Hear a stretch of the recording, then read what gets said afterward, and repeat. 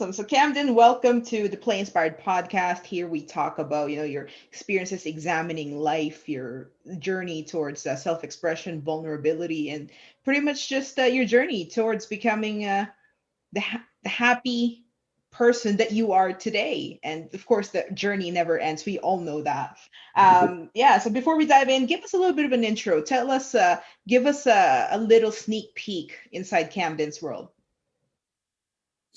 Well, it's a really interesting question. And for first off, obviously, I'm not always that happy person. Of course. In fact, even this morning, I was super depressed. Like, it happens all the time. I've got depression. I've had a depression for a few years now. Mm.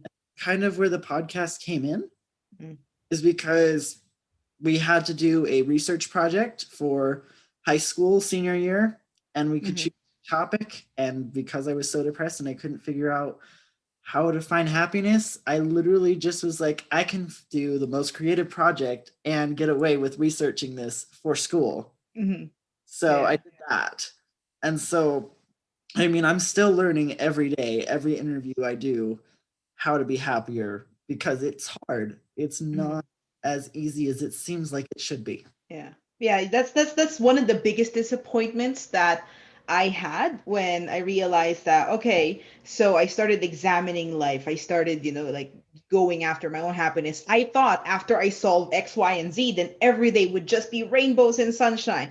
Imagine my disappointment when I realized that, oh crap, today I woke up and I didn't feel good. And same as you, this morning I woke up and I'm like, I don't want to do anything. I just want to keep laying in bed. I don't want to do anything else. I'm just not feeling it. Um, so imagine my disappointment when I realized that, okay, so the work never stops. It's not like it's not like a math problem where you solve X, then you get the answer. It's not that. The work never stops.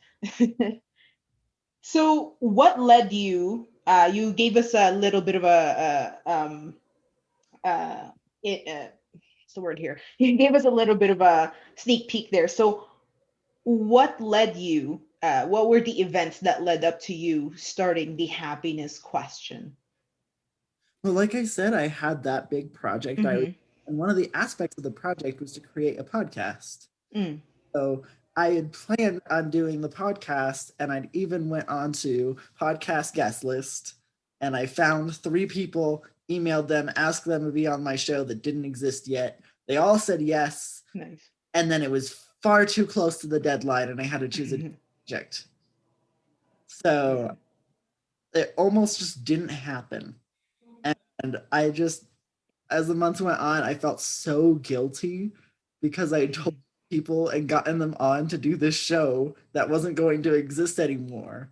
So I just going to record those 3 episodes, and then I'd release them and I'd be done forever. And I wouldn't have the conscience. I wouldn't have to say I stopped the podcast, and we could just move on. And I liked it. All right. So there's yeah. So there's something that you hear every time, when you scroll through Instagram, scroll through Facebook or any social media platform out there. Someone says happiness is a choice. You got to choose. But when you do that, when you have, like you wake up and you're feeling depressed and you're sad and you're like, okay, happiness is a choice. It almost feels forced. So how do you choose happiness, or is it really a choice? That is a great question, because it seems so obvious when you are happy that it is a choice. Like, it's so easy to believe that. But as soon as you get into that depressed state, it's so much harder because you don't feel like you have the ability to become happy. So even though it doesn't seem like it, it is a choice somehow. Somehow you make that decision. And the problem is with depression, if you have depression, you automatically, in many cases, like myself, you default back to it because it's what you're comfortable with. It's what you're used to. It's how you know how to live life. And so sometimes when I'm depressed and I recognize it and I recognize I could be happy and I have reasons to be, I will still force myself subconsciously to be depressed because it's what I'm comfortable with. It's what I'm used to. And I don't necessarily even sometimes feel like I deserve to be happy. We know is false, but in the moment, it doesn't feel that way. Mhm. So it is Yeah. a choice, but sometimes that choice is a lot harder for some people than it is for others. Mhm. A lot of to do with what we choose to do or how we choose to live our life that decides our happiness. Mhm. We put ourselves in this bad situation or make the wrong choices, we're not going to be as happy as we could have been. Mhm. Yeah, what I find is when you're so deep in that unhappy state, like when you wake up and and then you find and you force yourself to fight it, you force yourself to, I gotta choose to be happy, you gotta choose to be happy. It feels to me like the heaviness in my chest gets bigger and bigger and bigger instead of just allowing the feeling to happen and letting it pass. Because what I find is that if I'm sad, it almost feels like a battery. It will run out. So just let it happen. And yeah, so basically that's always my perfect example of what you resist persist. Every the more I resist this negative feeling, the more it stays. Yeah. Yes. Yeah. So, how can you manage the energy around you to help support your journey towards, being to recalibrating yourself back to happy? This is a great question. In fact, I want you to rephrase this for me so Okay. that I can a little bit better. I don't know Hmm. exactly how to Okay. answer it. So sometimes, like you there's a so you have people and things around you, and it just keeps contributing to the sadness. You just get deeper and deeper and deeper and deeper. So, and sometimes you can feel super trapped. So what are your top tips towards managing all that around you? Well, something that happened to me just recently, I actually went to the hospital for my depression. Mm, I got into this huge panic attack, depression attack of sorts, and I ended up being in the mental hospital for about a week. mm, And so I actually learned a lot of things from that. I thought it was going to be some crazy asylum place like you see in the movies where it's just all of the psychos, and it's not like that. It's surprisingly and nicely comfortable and familiar. It's just mm, people that have gone through the same things, the same stuff that you have, sometimes at the exact same time. And it's so nice. yeah. I didn't want to leave. Yeah. Yeah. I mean, I couldn't afford to stay, but I.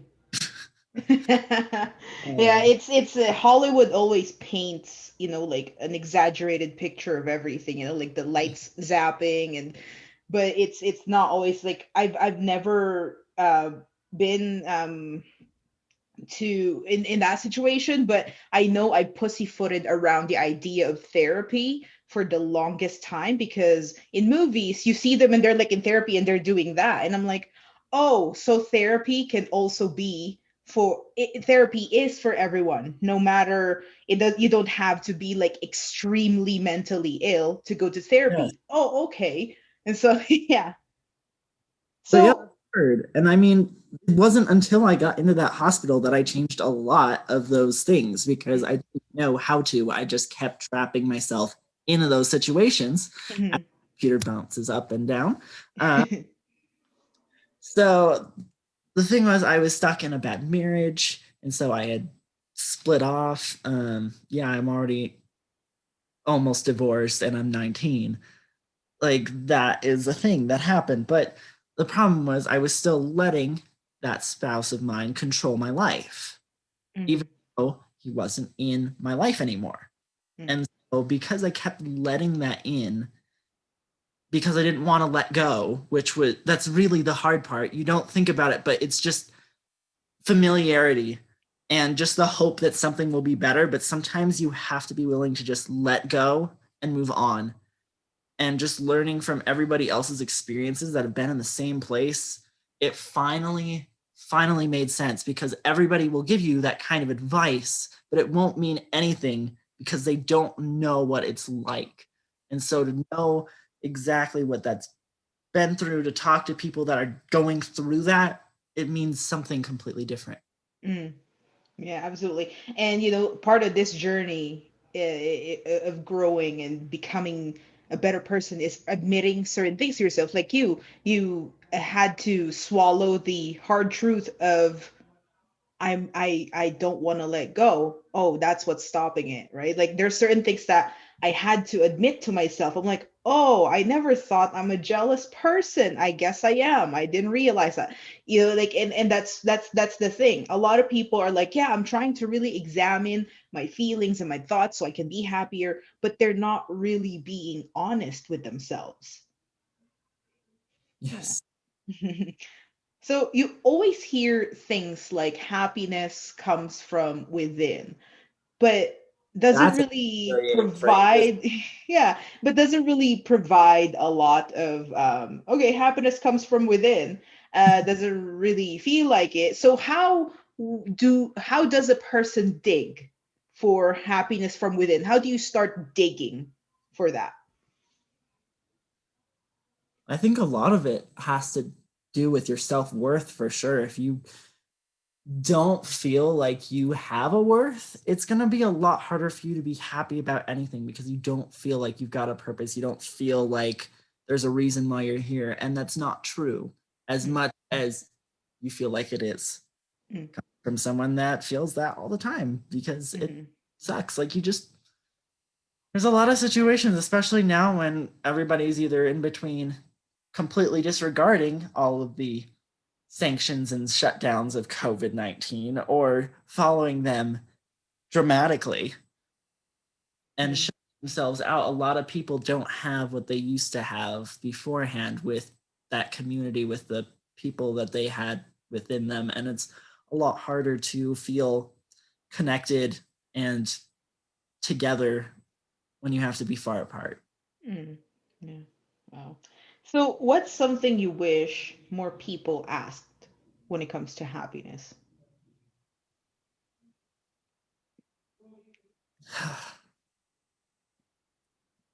Man, why are you asking such good questions?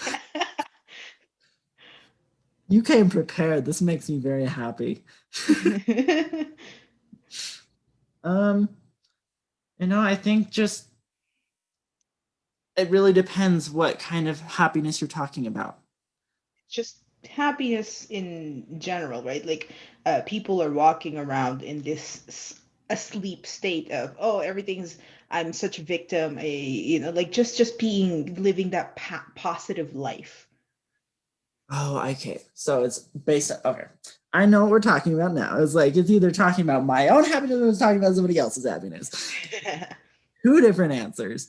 But basically, are you happy now? Mm, It's what you have to ask yourself. And if not, is there something that you can think of right now that if it was different and how it was different and you changed it to be that way, would you be happier? mm, Why? As if there's something easy like, oh, not easy, but like, I'm not happy right now because my marriage is taking over my life. mm, I have a bad spouse, but I feel trapped. But in that situation, your thing is get rid of the spouse. Even though it doesn't feel like you have that option, in some cases, you might not have that option available to you at that moment. But okay, maybe I need to take breaks or talk to this person about this. Try to give yourself that thing that you need, which is that break away from your spouse. mm, And you'll be able to treat yourself a little bit better knowing that you have that less stressor in your life. Because if you can figure out what's stressing you, what's causing you the anxiety and the pain and the sadness, and you can take out those feelings, even for just a moment, it will help a lot. mm, no. And that takes So, a long time. Like yeah. it's hard. Like I didn't it took me forever to realize that that was a big aspect in my life. Like I just assumed that I was going to be able to just like be stuck like that because I didn't think I would have anybody else that would love me the same way. I didn't think that Mm, was possible. And so I held on to a relationship that wasn't worth it because I felt afraid that I wasn't ever going to find anyone that felt the same way about me again. mm, Even if it wasn't all the time, it still felt nice having that false sense of love and security mm. felt valued, even if many other times of the day I felt unvalued by the exact same person. Yeah. Oh, I understand that all too well, settling because you're just afraid of being alone. And I'm like, and then one day I just got so exhausted by it all. I'm like, okay, that's it. I can't do this anymore. And I left, and it's been 5 years now. And I've been, I learned that I actually do like my own company. Just by myself. I'd rather be alone like this and not have like a serious relationship like that rather than be in this toxic situation. Yeah. Yeah. Yeah, I agree. Like, I didn't think that was possible either. I was like, okay, well, I guess I can just be like, it's like if I'm alone, that's it, I'm done. But no, it felt better to at least have that stressor off, because it's like, it's sometimes it's just so awful to just be in that situation. And Hmm. as much as it seems like, okay, I'm just going to feel alone, you almost feel better. You're able to just take care of yourself because you're not worrying about taking care of that other person. Hmm. You're Yeah. not trying to make that other person happy when sometimes that's just not even possible. And while you're in that situation too, when you're contemplating, you're like, is it time to go? But what if this? What if that? It feels like if I do this, it's the end of everything. I'll never Yeah. recover from this. You lose sight of Yeah, what else is ahead. absolutely. And that's hard. That's a really hard. And I don't Hmm. tend to know what people feel and what kind of situations they're in, because that's not helpful. Yeah. And that's a hard part, because you want to help people. Hmm. You also realize that a lot of things that people say to you when they're trying to help doesn't help. It doesn't sound like they're listening, and all you want is somebody to listen and just validate you. And Hmm. you need to be able to express that to somebody and be able to share those feelings, and just to be that person, or to have that person that will just listen and support you, not necessarily even giving you advice, just being there, validating your thoughts, is fantastic. That's why therapy is important, because you have that in somebody. Even if you have to pay that person, you still have somebody there. Hmm. All else fails. I look forward to my every other week therapy. I Same. have that. I put that off for the longest time, because I was like, nah, I'm good. I don't need it. It costs money. I don't have money. We'll be fine. But I look forward to it every week, because I get to figure out all of my, well, not all of my problems, but like how to help myself better with a different perspective, because I don't have to feel pressured. I don't have to feel uncomfortable, because even if I have somebody really close to me, I don't feel I can be completely open with them, because maybe that's not the appropriate person to be open about. Maybe struggles that you're having have to do with that person, and telling that person how much you struggle because of them is not the best idea. Like, maybe you don't want to do that, but you have somebody else to talk to that isn't, in most cases, a big part of your life, Mm. just a person that you literally pay to talk to. And after that, you're done. Like, Yeah. they're not going to do anything with that information. They can't do anything with that Hmm. information except help Yeah. you. Yeah. Absolutely. Yeah. It's the same. I put it off for the longest time. But in hindsight now, I'm like, okay, that actually worked out very well. Because if I went to therapy any earlier than this, I would have just said everything that I thought would make me look good, anything that I would think my therapist would want to hear. But now I'm like, so yeah, I really messed up.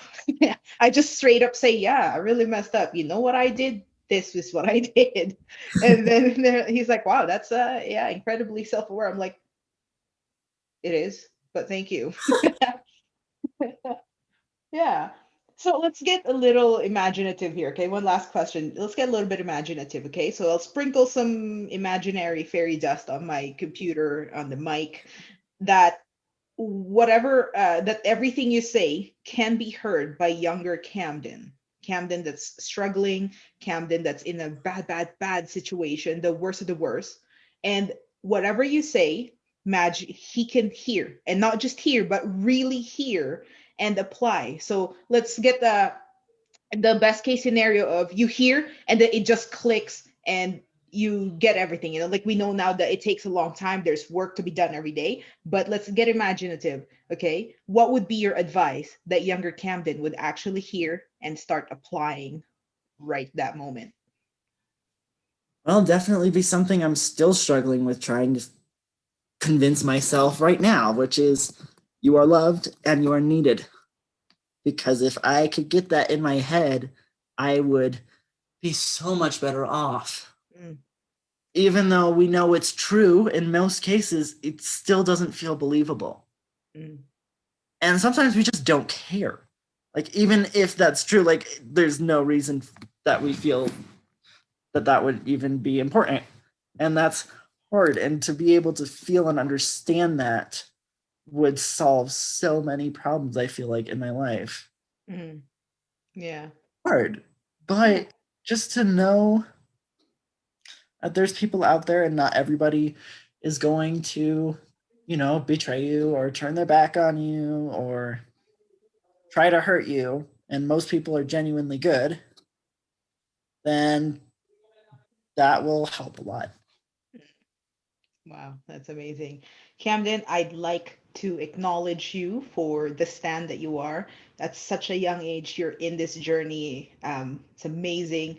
You're a stand for happiness, transparency. You came here, self-expressed, showed us incredible vulnerability, and you're setting an amazing example for other young people out there. So I'd like to acknowledge you for that.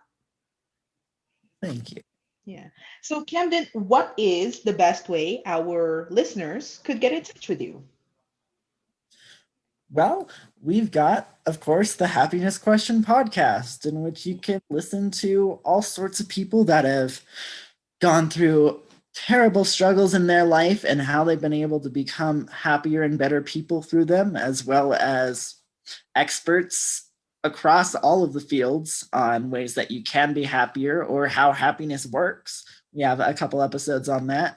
And I mean, we've got episodes releasing as soon as the new year starts. So, literally next week, as of time of recording. But we know that things don't release at time of recording. That would be far too convenient. Like, I Yeah. 52 episodes in 2 months last summer. So, yeah, no, if those all released when they were recorded, my goodness, that would be so much work. But we're on Apple Podcasts, Spotify, Google Podcasts, Stitcher, everywhere you can listen. If you can't find us on one of those listening platforms that you have, then we tell you to please contact us at thehappinessquestion.com through our email, and we will go and contact those people and put our show on those platforms. But we're pretty sure we're on everything. Um, we've got even Alexa skills, uh, Yes. like just everything you can All think of. right. But yeah, Perfect. All right. Well, we will have all of that in the show notes. Thank you so much, Camden. I really appreciate you coming in today and just giving it all out, playing all out. yeah, it's a cool show. I really like this idea. You actually have quite a few of the same guests I did.